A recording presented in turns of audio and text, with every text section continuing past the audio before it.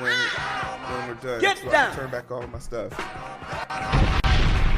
Any volunteers? Bang,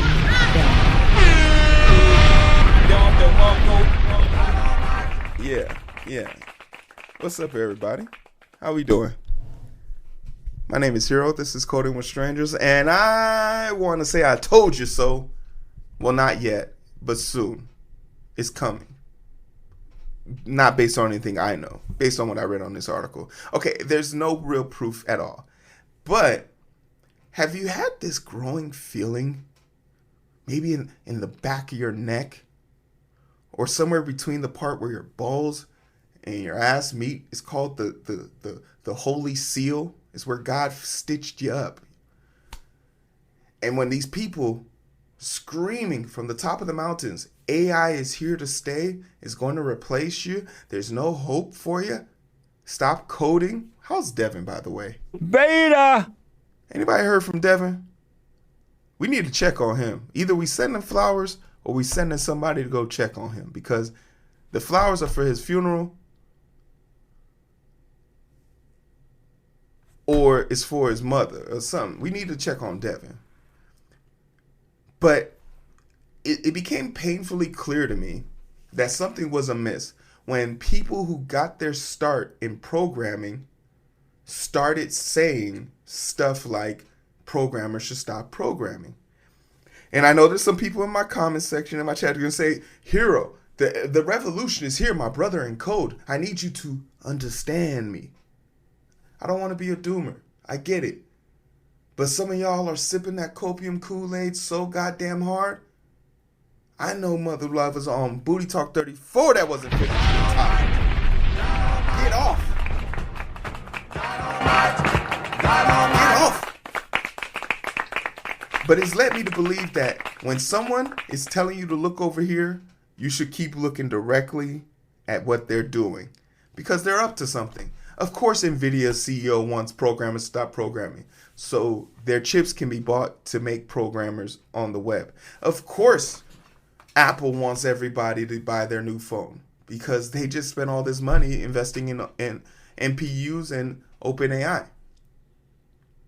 So when we can no longer rely on the facts of the matter from business funds because they are incentivized to keep us in the bubble, who do we lean on? How do we assess this? And a telltale sign, if you ever want to know how the economy's doing, is to ask a stripper. If strippers are getting tipped out really nice on a Tuesday night, when coming to the stage, 3 bullet wounds and stretch marks off of Crenshaw and Get Right Avenue is making good money on a Tuesday, it's a good sign that there's some popping things happening in the economy. But when strippers can't even make top dollar on a Friday night, 3 bachelor parties deep, mistakes have been made in the algorithm. And maybe we need to look at some things to help straighten it out. So I found this article. I didn't read it yet. It's from a dude named Michael Nagel. Will Daniels wrote this. It was brought out today, straight off the press. I like bringing you guys new shit. It was brought out yesterday. The topic in question is AI is effectively useless, and it created a fake it till you make it bubble. I know a lot about that. As a person who's lied on their resume, this resonates with me. Maybe I might like this article. That could end in disaster. Veteran market watchers warn. A bunch of veterans always talking about some bullshit. All right, let's find out. There's no avoiding the hype surrounding AI these days. Promise of a new development like personal robot assistants and miracle cancer cures are ubiquitous, and executives take every opportunity to emphasize their AI chops to enthusiastic investors and the slightly less enthusiastic consumer. I'm in the latter camp. Not everyone has been blown away by the AI fanfare. However, James Ferguson, founding partner of the UK-based macroeconomics research firm Macro Strategy Partnership, fears investors' AI exuberance has concentrated market bubble that reminisce the dot-com bubble. Okay. This dude is, whenever the nerds feel like lashing out, I become a little bit apprehensive because there's an AI algorithm being built right now to replace you. So how do I know that you're keeping it real with me, bro? How do I know you're keeping it real with me? So, but to say something is going to be as atrocious as the .com era, that's interesting. This historically ends badly, Ferguson told Bloomberg. Somerset Webb is the latest episode of Mary Talks Money podcast. Oh, free plug. So anyone who's sort of a bit of a long in the tooth and has seen this sort of thing before is tempted to believe it will end badly. The veteran analysts argue that the hallucinations, large language models, tendency to invent facts, sources, and more may prove to be more intractable problem than initially anticipated, leading to AI to have far fewer viable applications. AI still remains, I would argue, completely unproven. Damn. Is that a fair assessment? That AI has largely remained unproven. Has AI actually solved something that any of us? I feel like it has, but it isn't true AI. It is just better. It's better optimized search. I think giving ocular ability to computers has significantly increased it from a medical standpoint and just a VR. But there's a reason why I can't do surgery from home, right? Because we don't have a means of getting the finite optimizations of it. That's a great concept. Has it solved any real problems? AI still remains, I would argue, useless. Ferguson also noted AI may end up being too energy hungry. I've been talking about this for years. Fun fact, this video is my most popular video I've ever made on YouTube. This is the second one. It talks about me.